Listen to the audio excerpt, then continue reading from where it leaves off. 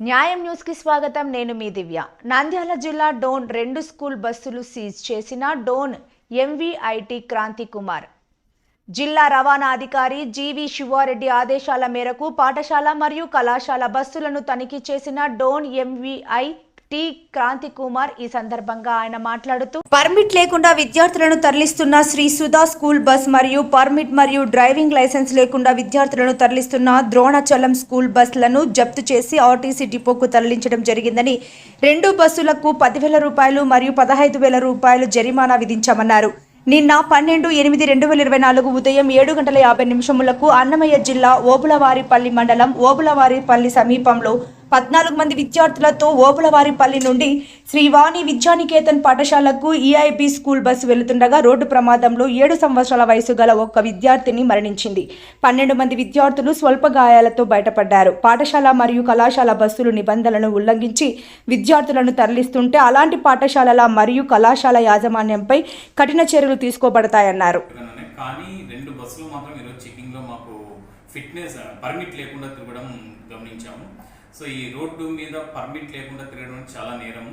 ఈ పర్మిట్ లేకుండా తిరిగితే ఏదైనా జరిగినప్పుడు ఇన్సూరెన్స్ కూడా వాళ్ళకు వర్తించదు.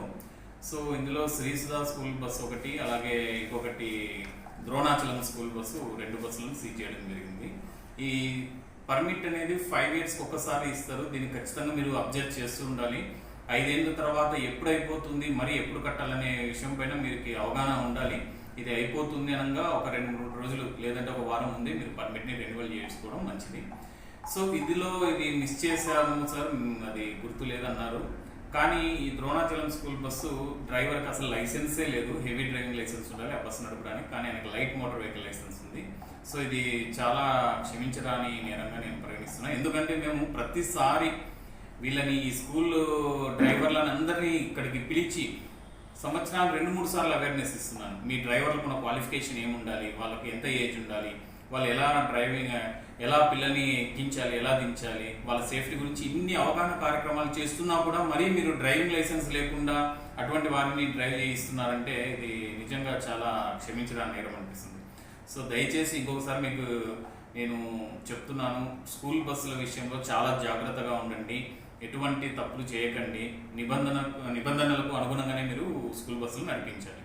అలాగే ఈ స్కూల్ బస్సు ఈ పిల్లల్ని పంపిస్తున్న తల్లిదండ్రులు కూడా మీ ఇంటి దగ్గర వచ్చినప్పుడు ఆ బస్సులో అటెండర్ ఉంటున్నాడా, డ్రైవర్ ఉంటున్నాడా, డ్రైవర్కి లైసెన్స్, ఇవన్నీ అప్పుడప్పుడు మీరు కూడా చూడాలి. మీరు కూడా మీ పిల్లల్ని తీసుకువెళ్ళే బస్సు సేఫ్గా ఉందా అనే విషయాన్ని మీరు కూడా అప్పుడప్పుడు గమనిస్తుండాలి.